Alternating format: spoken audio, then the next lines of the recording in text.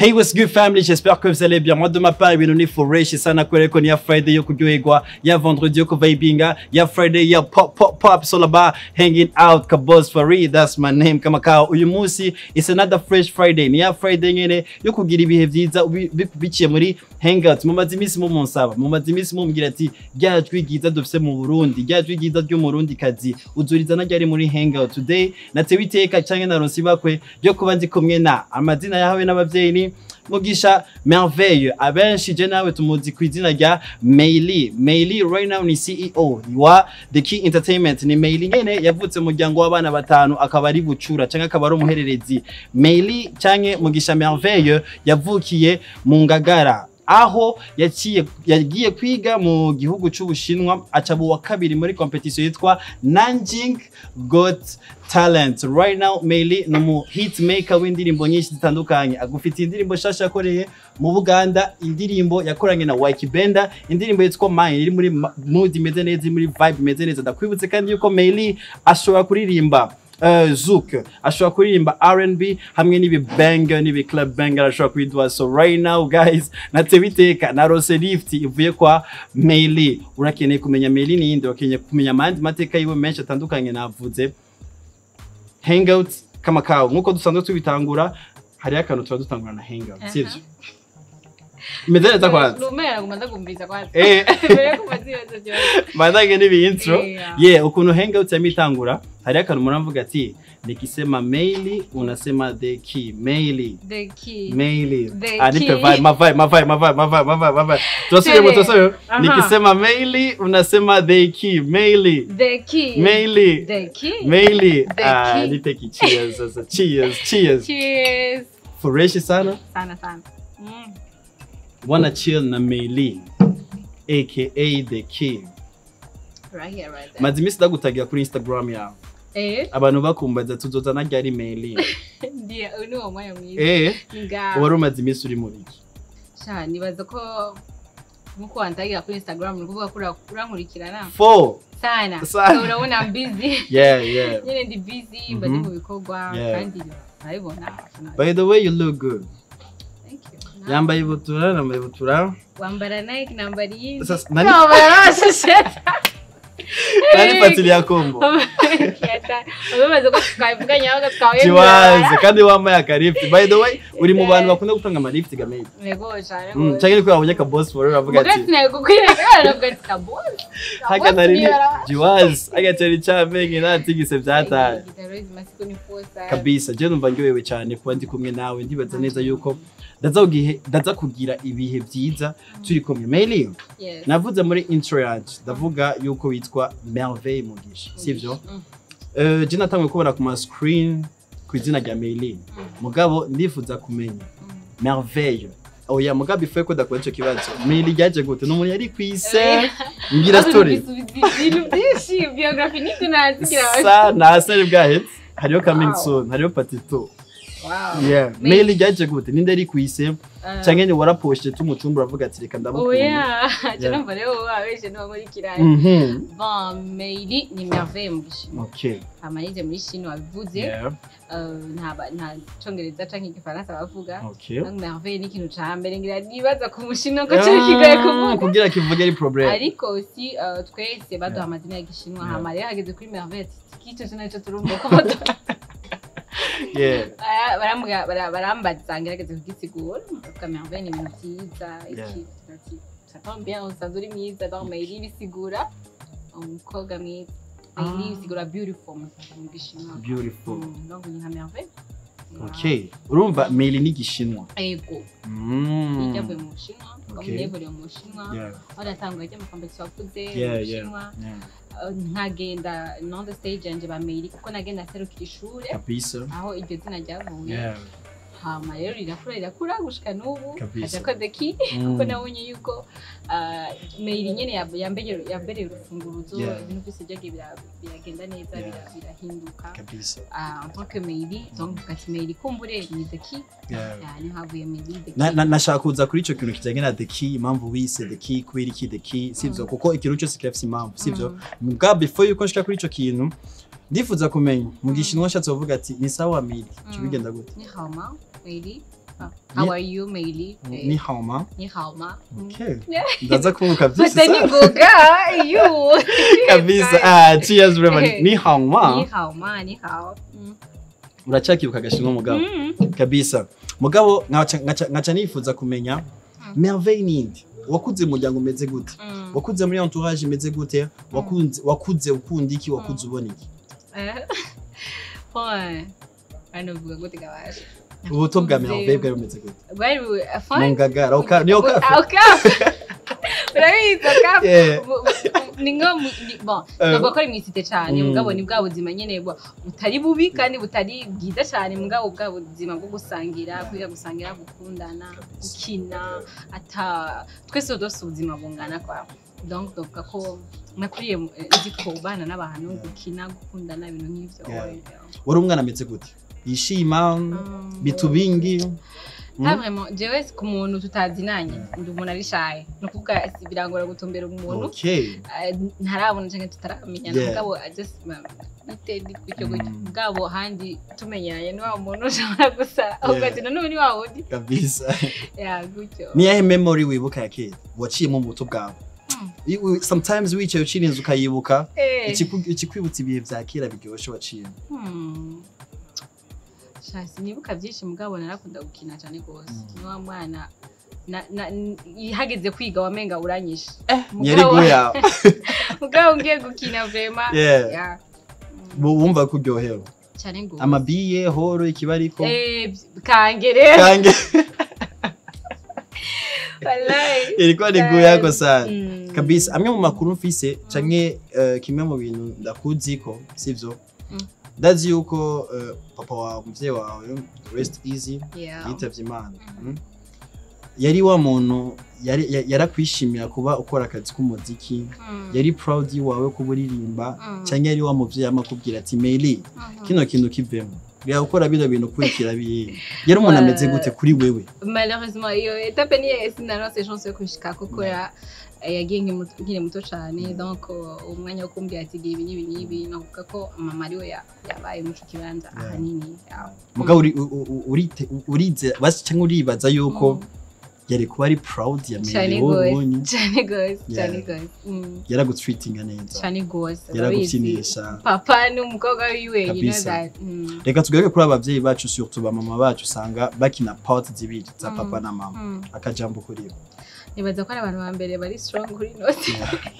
For sure. Ko turabibona bon personnellement ni ikintu nyene cyo kwishimira abavyeyi umuvyeyi ufite umuvyeyi mu mama surtout akora izo deux parties. En tout cas aragwa espoir yo ko arakwigisha ibintu byinshi ari naho yo courage yo kuva pambana gukora cyane ndayikura benshi bavuga ati no Meili wewe n'umuntu usa n'umuhererezi pe urahasolinga fo zana kuze mbona yuko utegezwa kupambana kugira ngo nyene ushore kubaho.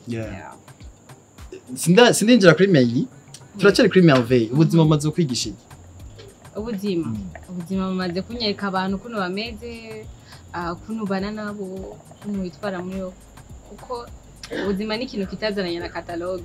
Rero kugira umuntu akubwiye ati nkaho urafise umuntu akubwiye ati uzogira ibi ukabikora ugafailira. N'undi yakubwiye uzogira ibi ukabikora ugasanga biraciyemo. Ubwo ugiye gucombininga les deux parties ugasanga nyene nta formule y'ubuzima ibaho.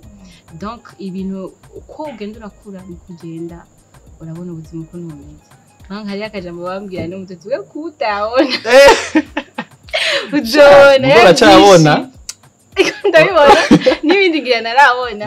Rero sinavuga ngo ubuzima ngo bwanyigishije gikora ntiburahetse ndashika nuraronka certificate nene obera ka nuzega pandi ko ndiko ndaciga kaka bavuga ati this life no balance harakana atakuvuga ati wamaze kubona ukuntu abantu bameze wasanze abantu bameze gute? Abantu barahindagurika.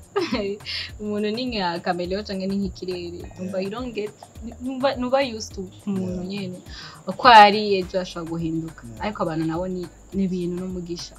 Ni kuvuga abantu bari kwishi bari kune bari gutana sinzi umuntu yavuze ako kandi kabisa.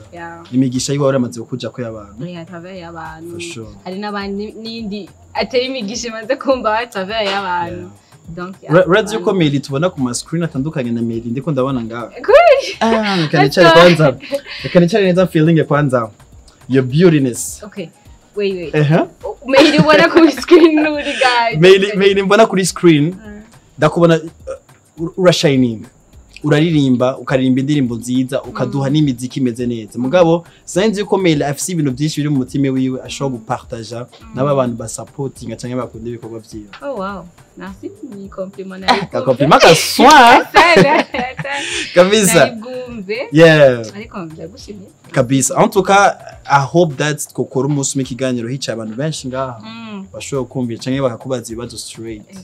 So Meili hariyo true story bigeze kuririmba. Iyo true story sinibaza ko yabereye kuri wewe mugabo yabereye ku bantu nkatwe reka rivugire je. Indirimbo yitwara besha. Kagano karanshikiye Meili. Kuyenyene. Niyo mpamvu ya ndirimbo before yuko nyamanegezwa kuyumviriza. Ndakwe. Negezwa kuyifeelinga ko nibuka ivyo bihe sivyo? No way, Jimbere. Exclusively. Nigakubwiye. Ndabivuge muri HangOut. Kujya ngeno biririmbye. Oh yeah. Sasa rero yambesha nagatipe gafite imodoka. Nawe nafata bus. Wana lift to my height. Kujya ngeno. Mugabo kimwe mu bintu nifuza kumenya sivyo? Yeah. Birashitse. Uranditse indirimbo. First of all, inspiration Meili. Iva hehe? Chore kibazo kiragoye. Inspiration iva hehe ku buryo umuntu wese ashobora kuyisonta yuko jewe ego arandirimbye avuze jewe muri party iyi refrain ni jewe. Yureni uruvuga ko ari yose atari kuba umu artist ko ntumenye ingene bigenza ntumenye ingene bikoze ni ibintu nyene biza from nowhere nk'ubu tushobora kuba turi muri hangout urambwiye histoire ça me touche nkavuga ati ibi bintu nanje compaye n'ibintu bisanzwe twamwe mu buzima ibintu bamwe indirimbo kandi kwera iki kuririmba c'est pas juste kuririmba ngo uririmbe ngo melody imeze neza il faut savoir ko haba ariyo message behind ibyo uriko uririmba hama rero kumva ko nka arabesha par exemple ni nko gucura intimba par exemple kumva umuntu waramukunze murakundanye umwanya munini bikarangira kubesha ibyo bintu basufa mu byandika ahantu kugira ngo ubyibagire n'imiburi donc nico gituma avuga ko birasuraje yo wanditse rero wumva icyo wibaza wanditse byonyene muga kuririmba naho bimeze gute arakajagara none wibaza yuko yari true story kuri wowe yari true story ku mugenzi wanje mugano nibisigura ko nanje nawe n'abantu barambesha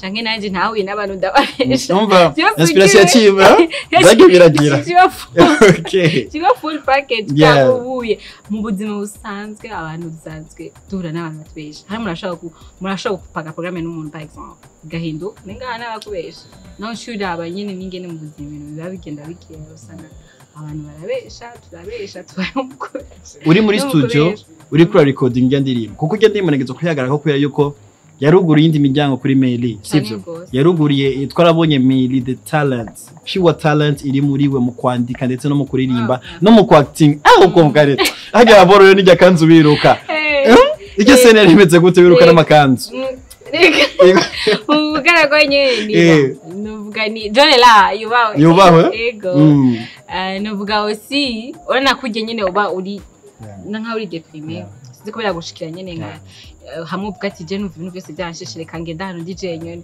wiruka ku miduru nyene ça fait partie yo kuba uri désespéré urumva uratweretse na image yaratubwira ibibazo uri kuracamo sivyo nico gituma abantu benshi bavuze ngo ugende mbona ni true story the way acting none ni nka film yo wahetse nayo urayiki cyane hall tegezwa kwikino kwanye cyane gose je ndashaka ko turirimbana rero parti shako turirimba ni verse ya kabiri ijya verse ira blessinga sana Meili ijya verse ira blessinga sana gabwiye ndagufata numva ko ku blessinga cyane ndayizi nangore nyibutsa kaya gatangura gusa umve kaya gatangura gusa Meili nakubera ambwiye ko verse ya kabiri ko kaya gatangura gusa nubwo bimeze uko iyo nkubonye umutima urasiba mpita nibuka vya bihe byiza twabayemwo jewe na wewe naho ndibona ni wenyine mbona iwanje wari ukugama butaba nakwiyaya ataco nisigarije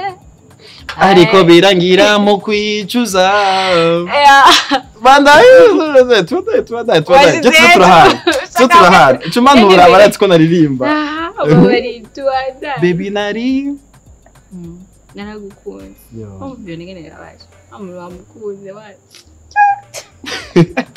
nibizogushikire kandi ime nibizosubira kabisa nishapata mai aho kandi urumva ukuntu kajanye arabesha nampenda mai ibazi naramukunze ndabigutumwa agati mubwiko namukunze uno yabaye mai imagine bado sana dinderera mai mu misi musazogomuka dasavye nazo kwikibi yoyishimye rafero twekire vibe nabwo hazi ikindi gitahita ngende kijushe nk'urukundo cyitwa love peut-être bikagume bisoho reka tugaruke ku kintu kijanye na kujyanye nakuvuze muri screen bisa nko Meili yaje mu muziki ata struggle nyinshi aciyemo really wait niko twe tubibona sivyo niko twe tubibona utanguye na clip imeze neza utanguye n'indirimbo ifise audio video imeze neza ukavuga ati none Meili eswe hari ibibazo yaciyemo nk'abana kandi baciyemo nimba atari banga wo tubwira some struggles wowe waraciyemo tutazi sivyo mugabo uvuga ati kino kintu vraiment naho mumbona ngeze ngaha aho inyuma hari amabuye menshi banatewe mugabo nico ushaka kumenya Meili ni struggle struggles ni nyinshi cyane n'ibyo uvugira gawe kamera ndabiye ndabajewe murashaka kwa mumbonye ubuye muvuga ko maze umwaka jewe ngira apinya namaze ngira nk'ikintu ca witon narivye muri gospel seraphim songs abankurikira babibonye barabibonye nagize ama karaoke umwanya utari muto nagiye muri primusique 2013 urumva turi muri 2022 ubu mamuja nja muri Chine ayo ma competition bado muri Chine nasi ndimbo ziwanje mugabo ko yasinashaka kuzigaragaza ko abavyeyi bambwiye ati genda wige ndiribo ndashaka kuri tibeti none ngiri gocha wowishe vibe ko nyene mugabo ndavuga ati nzoheza ko aravuga ati wowe utegeza kwezi ishuri nimba ushaka gukora umuziki ukavuga ati ufate nka business yawe wegenda wige basi iyo business yamuzomenye ingene managing iyo muziki uzoba ushaka kugira kandi vraiment byamfashije cyane ndabashimire cyane gose kuko iyo niga ngo bize ishuri simbanzi ingene ndabi managing right now ndanahimiriza cyane aba artiste bose bo kwiga kuko birafasha cyane gose urumva usanga uri ku Africa byane nyene bizi urumva basi mugabo na struggles nayo nyene kuba uko ushaka kuba ushaka nyene kumva fisi ibintu byo muri jewe ni passion ndabikunda mugabo sindabisora kubera yuko ndi bloqué nabandi bloqué aussi na hariyo nabavuga ati bagomba bagufasha ugasanga niba bandi ahubwo bashaka bagushire down bo baboneke ko ari hejuru urumva cyuba kwera muri iyi monde turimo iyo umuntu uje ngo agufasha ugiye ngo agufasha abona ko ari hejuru yawe cyane urumva alors que nawe ufise ikintu kiri muri wewe mugaye mu gihe wowe uvuga ati basi ubu niwe nizeye ko usanga ashatse kugushira hasi uramaze kuba disappointed muri umuziki ubyifatamwe gute bigushikiye ubyifatamwe gute kuko ari urundi rwaruka ruri musi yawe ukurabira akarorero banavuga yuko sinzi ko ari talent mugabo ndi forme mugu manwenga naomba deep down mbabaye ugasanga nyene nderekana ko ibintu byose ni bon alors ko usanga deep down something is wrong hari ikintu kitagenda neza right now ibintu byose bigenda neza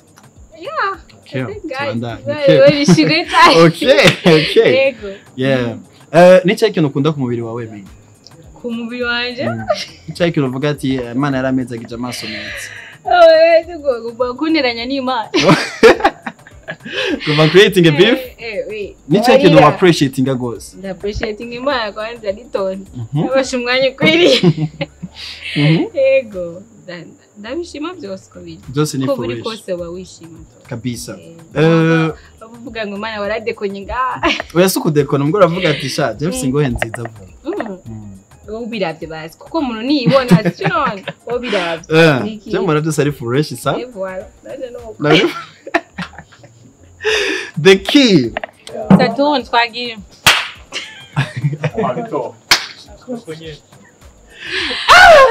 Action! It's a film.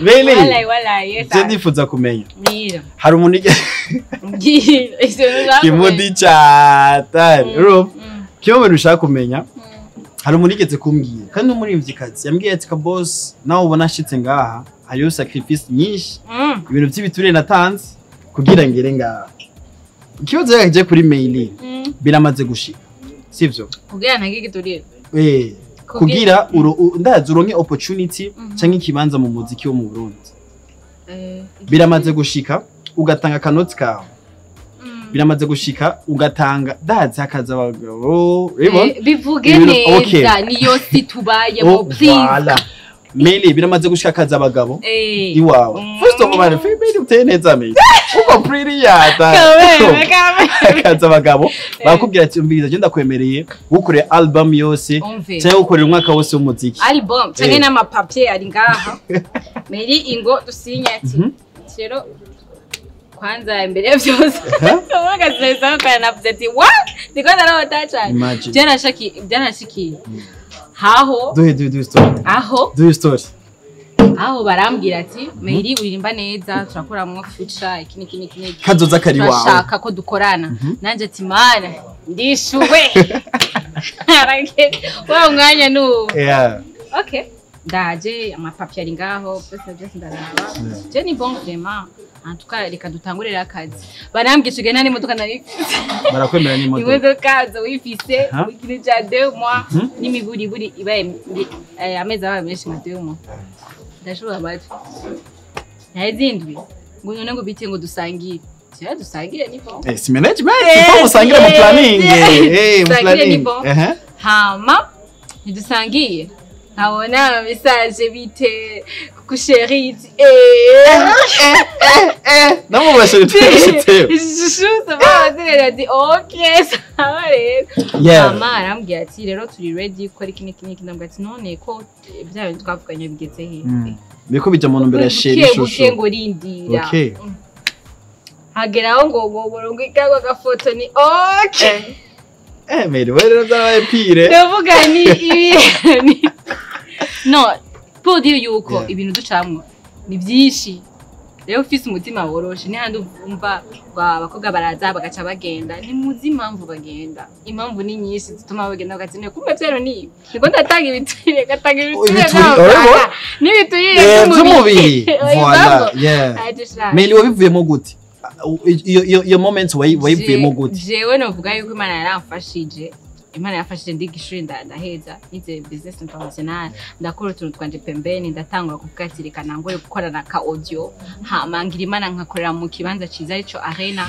hahuririmo aba boss benshi abantu mubwira ati je ndafite ikibazo umuntu aje gusambura inoti y'umuriyoni canke 2 miliyoni no mubwira question ya 150,000 canke 300,000 avuga ati ay petit problème ukagenda gutyo na gutyo nabikora gutyo kuko nabonye benshi banyijeje ndahindira ndabura ngo naratevye kuza arambwira ngo naratevye kuza muziki I'm like we urazi ngene byagenda kandi ni the story behind urazi uko ari n'abavyeyi benshi batifuza abakobwa babo kuja mu muziki kwera ico kintu nyene exactement kandi si muziki gusa ni ibintu byinshi ikintu cyose gisaba yuko ba expose imbere y'abantu benshi abantu barakubloka bien sûr kuko bavuga ati turazi l'histoire behind turazi ibiba kuko gukundana no muririmvyikazi biragoye sana nibaze ko ari umutwaro wa mbere biragoye gukundana n'umukobwa ari muri entertainment aririmba mine wow yours mine tumeze neza avyakira neza uko biri kose avuga ati ni fresh sana gusa mbwa nivyoroshe basa kwihangana aranje ama video kora ari kumwe n'abahungu bakora ko kandi mbwa nakazi mbwa maze gutahura yuko kwanza je ikintu cyose mamona ko ari business ikintu cyose no gukundana na business ndabwo kwera cheers gukundana ni business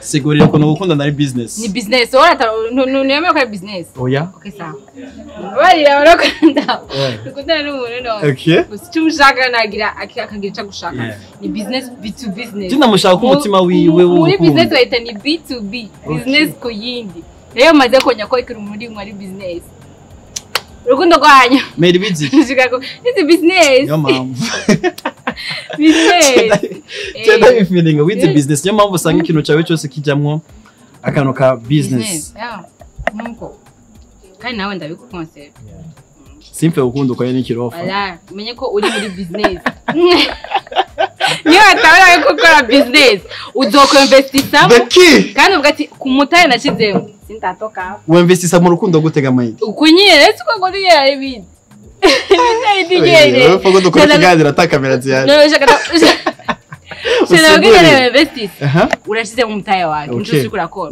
no urapfa kuvamo easy zama abantu baheba nshaka baze divorce mbwa divorce gute mbwe washe mu mutaye gute urahebye ibintu byose abagira divorce rero haba habuze mikino ndabitahura byo bintu je ni mariage ni business kugira umuryango kwera ifruwizanyu ntabara abana no mamukorera babanye nyene ngozo nk'abapfutu nturofa ngo yabanye message umengo uri mu gangster mu rukundo gose twaje tumaze gukunda nabyo kwera swate ni mariage swate twatandukana hamwachane tu mpaka last amubwa kijega ibintu ndabirimo urifuza kubona mama wawe mutoya kaka mama kawe gatoya kaba abo muririmbyi kazi ngaho ico yifuza mugabo je nico no supporting kuko ranje nibigeze bambanira avuga ati wewe egura afite impano kandi urabikunda mugiye ukora ikikunda rero basi menya ko kuno ugikora neza umuvyeyi wese abashaka neza kumwa na wiwe ati mbo wewe wemeye gukora ibintu ubikore avec nyene that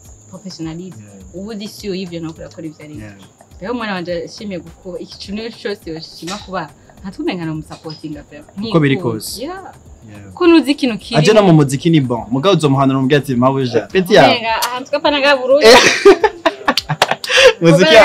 muziki ya Burundi ni problem probleme sana ibintu mbwa ngo ni game burenda abonye kwa game ala for sure ngo karibu muri game kinega ndi mu muziki ni juste gushora indirimbo kagira iki tayari kumbu gasanga hari ibindi bintu ni game ni yahe mpamvu Meili ituma urasora indirimbo tukazikunda mugabo nitukubona ama shows wibaza yuko abantu bakurondera mu mashow facture ni noya cyane wibaza yuko bipfira he kuri tukora ama concert ya Meili ni sama sivyo harabaye ama shows menshi warasoye indirimbo ziraba hits warasoye nampenda usohora na mind sivyo mugabo ni tweze tukubona ama performance ya show ni bipfira he ni wowe usaba facture nini sinibaza uvuze show nimwe na warambonye muri 4 warambonye muri Friends of Amstel ndibaza izo narazikubonye hama izindi nazo zoba zarabaye sinigeze ndazimenya kandi rero umuntu aguha impression like uha impression akabona ati video zawe zirarenze kandi byose ndabita amakosa ndata kuba organisateur murashaka kubona video yawe irakaze ati ujya kunzira muri show nankubita miliyoni nkazinga mugabo gasanga ntiyakwegereye cyane ntiyaronde abantu muri kumwe mugaga cyayi boss ico kibazo mva ndakunda gura naje kuko kino tukora amasho eske none ndasi kibazo n'abantu gira canke bagiye babyorganiza kweki hari ukuntu bataratahura ceco umuririmbyi nakaza akora mugabo iyo umaze kubona ukora ibintu byiza bavuga ati jane twamushobora parce que c'est sivyo visibilité aussi la compte umuntu ubikora akora ijya ntuzenya ijya visibilité nanje mandayikeneye donc nyegera umbaze basingene vyogera amwa ko office kibazo naje alors que mwimbubwa uorganize ibintu kugira ngo haze aba cyangwa aba organisateur b'amashow bafite aka beef nawe kwaje je no bamenya gute je sais pas niho rero nacangaruka nkavuga ati kwa gukunda ivi wacu birihe ya patriotisme iri he kuko imbere yuko uhamagara uwo hanze esko uyumviye kuri ko rakoresha inguvu nyinshi ngaha wamwumviye ko urazi nguva akoresha imbere ko organize ugatumira umuntu wo hanze hari abandi bari barakora kandi benshi kwe kucwe haba utuntu tutugwi navyo urabona ko usanga umenga ni babandi nyene ntari kandi tuzibeshe bari barakora mugabo hari abo tutabona mugabo ikibazo ni cyakiza kuri jewe ahubwo ni waronka umuntu yorganize ndambwire ka boss kandi yo di nzosana kwa ati ya di warayikoze uzongwana birakenewe cyane gose ikibazo kiriye Meili uraspending amafaranga menshi mu kazi kawe audio videos zawe zifise quality nini mu barundi kazi bafise ama videos afise quality meze neza urimo reka mvuge yuko muri top 3 ndagushiramo sivyo you reinvest isa cyane kandi muri business if you invest for invest za kintu kigarukana amafaranga na shows uronka na show nyinshi tukubona mu sivyo sinibaza yuko ama platform ukoresha atanga kuzaragwa kanoti nimba atari banga mugabo nifuza kumenya akanoti ushiramo kagaruka gute kuri Meili tugaruke muri business kandi yani ni bon business hariyo ya moyen terme na long terme bisigura yuko ushaka investisa menshi azoca ubwo nyene n'ayandi wa investisa menshi akazoza araza buke buke hamwe uzoshika nko ma 60 ariko we investi wagize il y a 10 ans rero si ibintu bica bigaruka uko nyene facilement ari nayo mpamvu kumbera ko mbashaka ko bigaruka byoroshe kuko urumva washizemo uburyo bwinshi bashaka ama supporting araho ku ma platforms araho ku following ku ma social media yanje aho hose bishoka ko nimiburi basi murabona akantu kagana gutyo naho kaba gasentime karafise ico agakora mu buzima bwanje mugabo right now you invest urizera yuko one day maze umwaka ndiko ndagira ndamaze kuronka ama contract atari makeya kuvyo maze gukora barambona mu naho ntaboneka mu ma shows ndaboneka mu ntuze yawe ndamaze kubona na Pam Channel TV na Go Fresh ndamaze gukorana no atari bakeya shobora kuba ntaboneka bijya bigaragara mwege mwifuza ariko nkaronka ibi bafite inzira kanoti kijira soko none uko biri kose nikoroshi ibimana sasa nkunda ngukunde nkundira wo ukurikirira nkunda gukunda wa urasaba gukunda wa nkunda gacitegeka nkundira ndagukunde basama ndashobora kaga ndashobora gusha kuri hofa nkunda ngukunde arasubiri kundira ngukunde aho je no kudira gukanga kwe sishobora abadata babyana Brarudina ngo mwe nkundira ngukunde ndagusabye nkunde ndagukunde let's go nkundira ngukunde ndagusabye nkunde ndagukunde let me call you mine feelings let me call you mine no twaje no I'm going crazy Niwe kiganda it's a hit none ka boss avuze indirimbo ni genda kuva ngaye indirimbo right now let's take turaza kubivya hit kuri account ya YouTube sound is 9000 umuntu kuraba hangout atege kuraba hariya shaka kumenya yuko hariyo nimiburi nka 3k sakuyongera iri kuri combien iri kuri 119 ugiye ku supporting a hangout ugiye ku kunda umuziki mwiza wa Meili genda kuri account ya YouTube wandike Meili official Meili official indirimbo yitwa Mine my favorite song ndiza neza nawe kuza kuyikunda ni indirimbo y'ikibanga itambitse ifise mood iteye ubwoba ikintu no gusaba kuraba urabe aka dance karimo cyo dukora challenge akaya ka dance kwanza turengira bagiye nabazaka kweretse twage acha mwidimba bagiye shiramo tuje muri mode ya bien mode ya fresh sana nizutangura kubona Tende. Murabuko twambaye amasocks ya Nike. Wewe zo twazanije ndo. Twagi. Ai, twagi. Che. Twagi. Let me call you. Twagi. Aibo. Tende. Twagi. Ya bimenye. Twagi. Kai. Aibo. Abenza. Asubiza gatatu muri muri. Ndakwemereye challenge yiwanje. Twagi. Aish. Hop. Let's go. Let me call you mine. 1, 2. 1, 2, 3, go. Kadi. 1, 2. Let's go.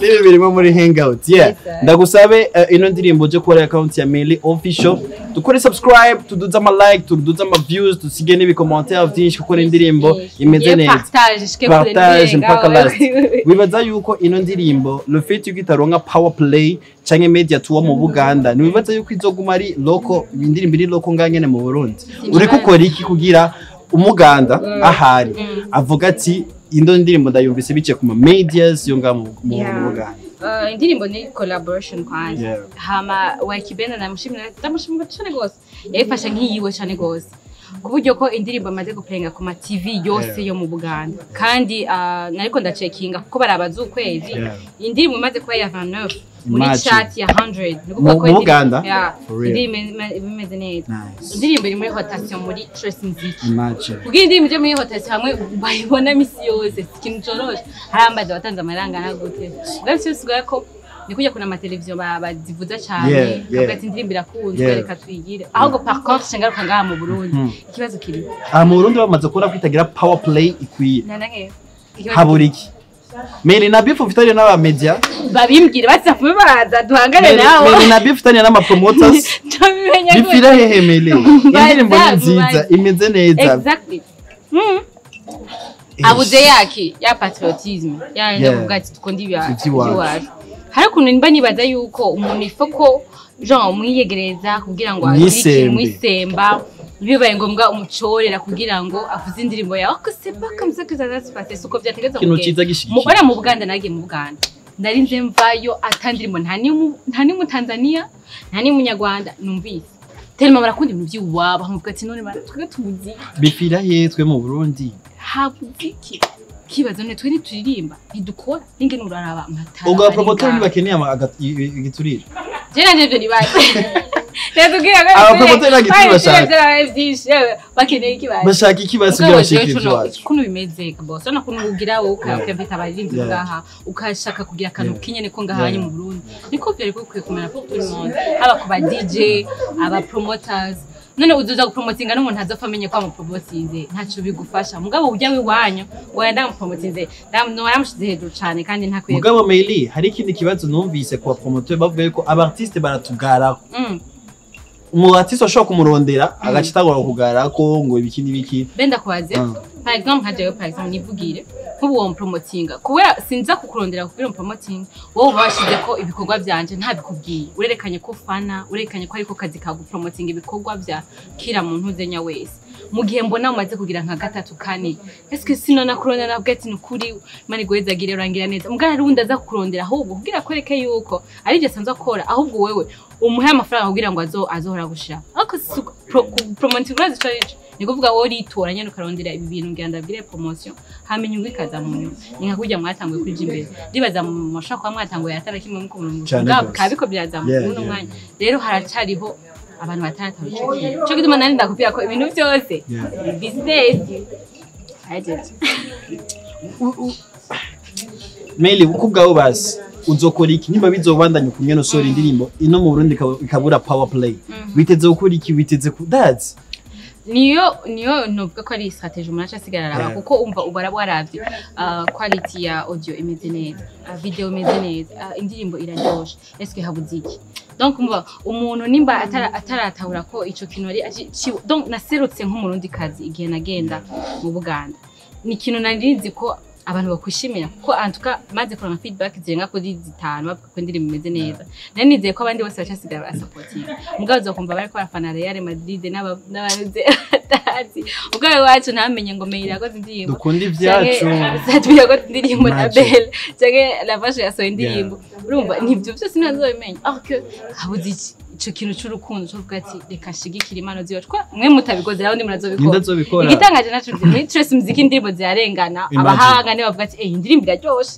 kaze kuraba ariko hari umurundi quelque part yicaye ngaho asama mega barashaka ntibavuga ngo na mega afite nampenda warakunze power play yayo abantu ubona warakunze ukuntu yavugijwe ngaho ubona bikwiye non pas vraiment uravye nk'ingene yavuzwa cyane muri Trace Music cyangwa ahandi ikaje no muri jingo no kuko indirimbo yashitse hanze gusumba ko yashitse ngaha mu Burundi hamwe n'abarundi bari form mu critique bararindira umva nta indirimbo bakoze ikintu gute lastly warashitse kuri story yawe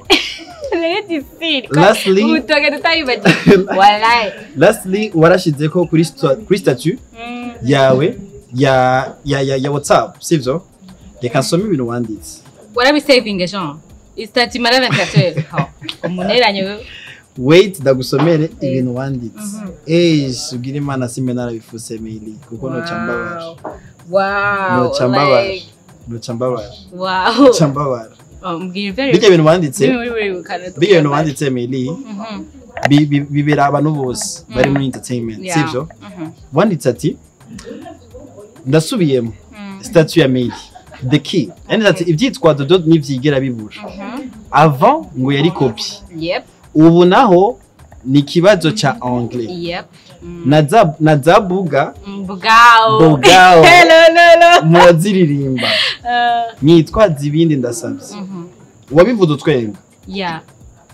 It's like nacho byari gutwara sivyo C'est pas que hari cyo byari bintu jewe promotion yose muri ya business yenda ndakora promotion mugabe iyo hagiye kwinca hypocrisie like nabwati no ko ufumu wirohorera narabonye kuri kanguye mu maso suye nyuma ndakarondera ndakabura kanguye mu maso aho kavuga yuko ngo indimbo yanje ntiyakiwe neza n'abarundi kubera ko hari mu icongereza cyinshi like abarundi ntibumva ibyo Chandaza nibuka ko iyo turi twasohotse nk'ahantu uzamva mwanya wose ari olololo nane uramenya byari barimba bugasi nico bisigura bugao je twahita bugao no muri rero ndavuga ati none gute umurundi aho wovuga ati yateye intambwe ararimbye ibintu abantu bose bashaka gutahura ugaca uvuga ngo indirimbo ngo nibayakire neza kora ngo iri mu kirundi cyinshi like naratwenze navuga ati ibyo no nibiva nshaka Meili nabona ufite akabifu kabiri na basi ndagoze none ufitira ngira beef kubera ko nagoze kino shoba international ushingira anega wa proud utegezo ko proud navuze ko ndo murundi kazi d'abord na represent myself as murundi kazi hama nkaca nongera nkarimba icongereza kugira n'abandi batatawe ko ndo murundi kazi baze kubyumva mukaza wumva umuntu yanditse ngo ntibayakiriye neza kubera yuko hari mu icongereza tumashingirisha icongereza man sasa turirimba kirundi 100% d'abord ni mudukunda nk'aba artiste b'abarundi nayo tubaririmbire nta nivyo muduha reka turondere kuri Spotify muko murondera kuba international exactement nimba je nkoranye na Waki Benda suko yumvise akanu kaka yumvise njagara basi yumvise njagara kanda murondere umuntu ngatwakorana iki roho navuga nimba naririmbye icongereza hari undi azondonde avuga icongereza ati uyu muntu ashaka kuririmba ibintu hani wacu bashaka kumva cyangwa handi hano bashaka kumva mugabo murundi ahari yicapwa ati yimvye ibyongeza byinshi kuko atarimvye kirundi ni haje nye je ndiko nkuru muziki it's commercial ni business ni business ndadandaza kugira uryoherwe no hakujya ryoherwe ni bibe loko gusa bibe international habandi bwati ngo ni wari wambaye nk'umurundi kazi ngo wambaye business bakorondera hano tugu bagacisha gusa ubwe bagaponde nico byumva none nikuvuga yo sinabwiye ko no murundi ari fort muri critique azore muri byose bagati arashobora ko yambaye ati ngaye shushi tewa nimeshe ntibazi nambaye naye kesha wewe ziko wiza hako kubwira kubera ararondera kandi hano ponda tu ararondera kantu yakwireje bwati mugaye kinya nikigenda neza donc podi for muri critique kandi nukuyakira tu mugaje vyarantwengeje nabwo ati quand même seriously gushika hiyo hose vraiment icagereza ni kwanza n'indirimbo ubunye zisigaye ziri ubuwe ntaziba zitari mu Cyongereza kandi reka dusirimuke kandi ari indirimbo turi muri EAC turi muri tuvuga Iswahili Cyongereza voilà why not igishinwa tuna vibe amani nabaye igishinwa nabo cyangwa mugaba akambere ko kabi akambere wanzati ngo avant yari copy yari haiga Meili nampenda ndisikura kawe kwa igirisha la oya so kwigirisha mugabo reka tuigaruke kuri nampenda nyene sivyo nampenda ngisora urinze uvuga ko ari nampenda wobaza ko yari ko nagenda bisigura hano mu media twara nagenda vuga ngo nongo si copine indirimbo yanje histoire yanje yambaye ko niyo nagiye gusigura ariko jewe nk'umu artiste jewe ndaririmba nkafata umwanya wo kwandika nkagira inspiration bivanye n'ivyo nakubwiye nyene bivanye n'ivyo nabonye byo nashiyemo nkagira nkabona kugira indirimbo hama indirimbo sindikoraje nyene ndafise abantu bashigikiye ndafise umuproducteur kuko umuproducteur azaza akambwira ati Meili bijya rero indirimbo hari undi afise nk'iyi mu director kato donc abantu bamwe bamwe hari kundu kandi na YouTube iyo ibintu bishaka gusa baca bazana iyindi bishaka ko sinzi kurabibona content cool bacabwira ko content sagusa bishaka kumera cyo kimwe rero indirimbo natangwe gusora audio ya ndaja ku radio feedback yuko yo bisa niyundi ntayo nigize numva mugabo video imaze kugaragara zabona abantu bose ngo indirimbo ngo wagize ngo copy abantu ni babi ndagenda ndarondera ndabona indirimbo ko jewe ndaheruka nko muri 2000 combien ego nari ndayizi nabwo ngo nari ndayizi mugabo kwiyumvira ko byo nubana kuyeyo mwagiriye o nanaho byari bihuriye rero ndaza ndiyumvira ati mu Rwanda rero twaze turabarundi si hari urundi Rwanda ndavuga ati imico ni imwe twese turi bamwe kandi ugiye kuraba abakobwa tukunda cyo kimwe naho ndibaza ko naho yari umuntu wo muri Togo canke wo muri Amerika si umukobwa rero wese yuhaga akagenda kubwira umuhungu uti yagenda gukora no tukunda cyo kimwe rero amajambo hari kuna amajambo ameze cyo kimwe none nka no kubwira ibintu ko nyene wabimbwiye gusuka ati kumbe wowe uvuga nk'ujya like narubimwe naje navyisanze mugabo ati none ndiko ndadandaza umuziki ntava nzana umuziki wa wundi muntu akaba aranje kudandaza nk'investisa ngatanga amafaranga ya audio na video ngashirako kugira ngo nzane ibintu by'undi muntu amen akajambo kuri abantu bashaka kwenda haters go hate no matter what no mugara we cyo kora cyose bazokwama barondeye ikintu bagukritikira nico gituma jewe I'm here forever munyakiriko nyene kandi ko ngari ibintu nkunda cyo ndakunda cyangwa mu witwengera sha the smile in your face it kills them but niyo code nawe wewe ngutwatwenga maya wose tuguma twitwenge wa umuntu kwa kagumutwenga ira mucyaka kwiyahura Meili ndibaza yuko buri kirore kuri benshi buri kirore kugwaruka gwishi hari abantu benshi bifuza kumera nka Meili sivyo mugabo bivanye n'ino interview hari ikindi kintu baza kwiga cyangwa baza kunguka bivanye no gutanguza career yabo mugabo kurangiza neza ikiyago cyacu Meili akamapu no akamaye je nari nasha mugabo cura inyota nabonye kunyota ikwishe kameme mustanga kugenda n'amaguru imagine the problem itugirire foro tudatoro kabisa kabose nashaka kubaragenda n'amaguru kameme kandi abafana barabega 5 million ndashaka kuronka vite ndibaza nawe nakakubwira chiba kabose niko wamukuraza vibe every Friday I never get Friday diaspora muriye kamata bogare mugire sinabona tena reka turagize kino kiyago cyacu mugabo tukirangize tugiye mu kintu kijanye na The Key Entertainment sivyo turakibona turabona t-shirts zamdiswe ko The Key Entertainment mugabo nituzi The Key ni zina rya mugabo ikimaze kuba entertainment kiba ikindi kintu kinini yagose sivyo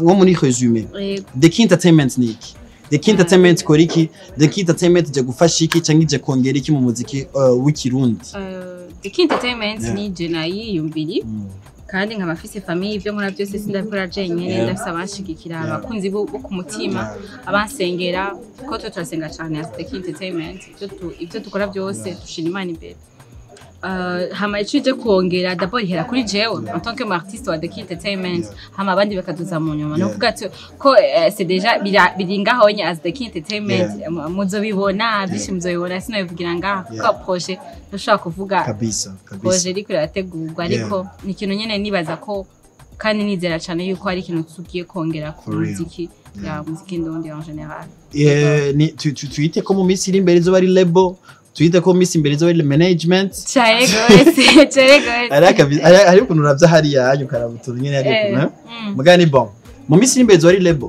bishiti kaba label ni label already already in label uri under management ya The Key Entertainment ukabanda CEO wa The Key Entertainment ni uzatanga mubonye n'undi muntu okay turifuza kumenya gutangura kurokrita aba artiste kwinjira muri The Key Entertainment bizobagara nibaza ko surprise muzoyibona tuzobimenyesha sinzebwo ndacha ko turiga can't wait kubona umuririmbyi wa mbere ari under management ya The Key antuka nanje ni ibintu shuhiye umunsi bizoba management sicoroshe sikintu coroshe ipfo ko abarimo urukundo no kumvikana kumaintaining umuntu studio video kwambara kwiwe kumurihira inzu byose bizo birimo Mega oriented na uri bashaka ndaku twese waje sha yaririmba neza cyane ducumuzana muri The Key Entertainment ndagushimire cyane Meili tukamina furahi sana shole kwa uri fresh waryohega Meili sana reka kabisa mugabo mukurangiza neza ikiganiro cyacu cyekiyago cyacu ikintu nifuza gusaba ndikaga party lele agaboro kangu bitetu ndashwa zo blessings cyane ndakunda gose kana lele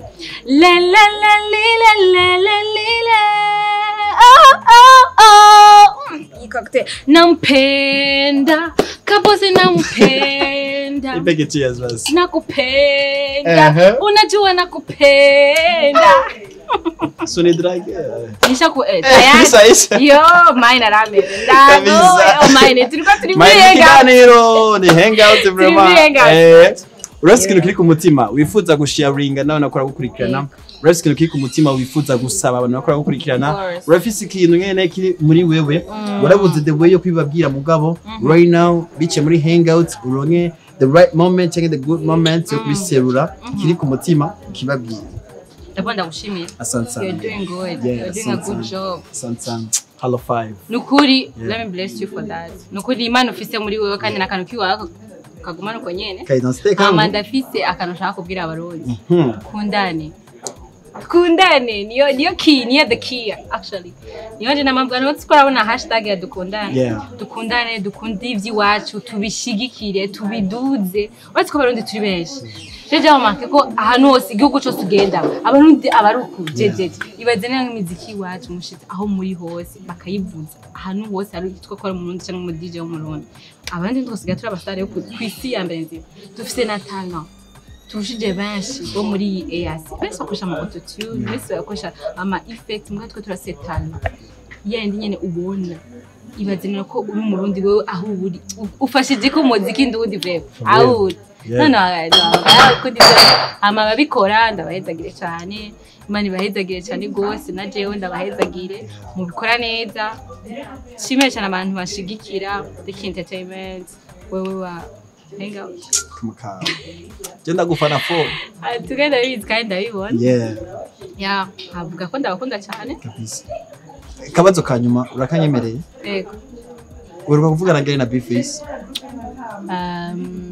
ashobora n'ikibazo kigoye kwishura kubera sindabizi ndora mu telefone shaka na mu telefone haracigiye kinini ya gose cyane kinini ya cyane gose tari kinini cyane gose hari aka video bafatanyije kibawe na Bface voilà biyemeje gute nari kutagara tugeta mubijya bintu nabona ko ari nka setup kwera jewe ndabona ikiganiro cari kuri live yanje ndakunda kugira iyo ngiye muri media tour nkagira live nibaza ko abantu bankurikirana nk'abaye bitwa karakunzi banje bojo bakarabishikana ukuntu cagenze kuko bijya byose nabibonye nka setup niyo mpamvu nimba ari urukino rwa kinwe ntashimye kugwinjiramo cyane kuko sinarinzi what's behind kandi ufise agato nanura kwari gato akarinda urugo wibaza yuko n'abantu bashatse kubateranya ube na Bface je aucune idée kuko agama cyambe yari big deal sana nta cyo bivuga ko cyangwa nta idée ndabifise ko ariko hari impamvu babikoze sho gusanga peut-être abantu barondera byinshi hari abarondera amafaranga n'abarondera ama views bashatse kurondera ama views donc abashatse kurondera ama views ategeza gukora uko bashaka mugaye ibintu ni peace sana. Peace out. Ibintu bimeze neza na Bface on the floor. Kabisa. Reka hasi tugira snap kanyuma. Bifuza kuturirimba indirimbo yawe. Wewe wifuza ko ndakuririmba indirimbo yawe. Before muri intro nibagiye kubabwira Meili akiri moto yakunda kuririmbira muri douche. Amabanga yose. Amenya of course. Ndaguseseye tu. Biography. Ago nzokurondera wenyandikire. Kandi Meili yarakunda kwigana Celine Dion, Rihanna, Beyonce, Whitney Houston. Ndabwira indirimbo yaririmbye muri finale. Waririmbye indirimbo ya Whitney Houston. Reme? Okay. Cheers. Karakere goes. Nakaye karirimbo ushaka ko turangiza. Ngira wewe akakuryohe. Jewe arabesha ni guyanje gose. Toge? Arabesha ni bon. Mugabo uriri a condition ko uririmba. Turajana na vibe. Wagiye. Don't worry. Nagira snap wenye. Snap ya iPhone 13. Inde yako. Okay. Deki reka tuje ku masocks sizo? Tweke bone. Tweke ko twadanishi. Cheers. You already know. It's a boss for real. Yeah, it's all about hanging out kama kawa. Turagiye mu vibe chat. Arabish. Baby naragukunze. Yeah. Mbega iby'urukundo nuko bimeze. Sinibaza ko byoheze. Nilikupenda kunipenda. Nilikupa penzi langu. Nalia najuta. Nalia na moyo wangu. Barambesha. Arabesha. Kumbarambesha. Arabesha. Kumbarambesha. Arabesha. Kumbarambesha. Arabesha. Tananana. Ajaga remix. Asante sana Meili. Yes I tugire hala 5. Tugire kuri kamera ya hari yangi sivyo? Bacha tugira guca sivyo? Amacha tugira attention tate. Tugira gatatu pop tuvuga hangout.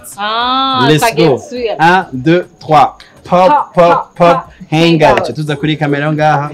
Pop hangout. Duhereza kuri yo ngaha. Pop hangout. Tugira hala 5. Tugira nindi hala 5 ya gocha. Peace out.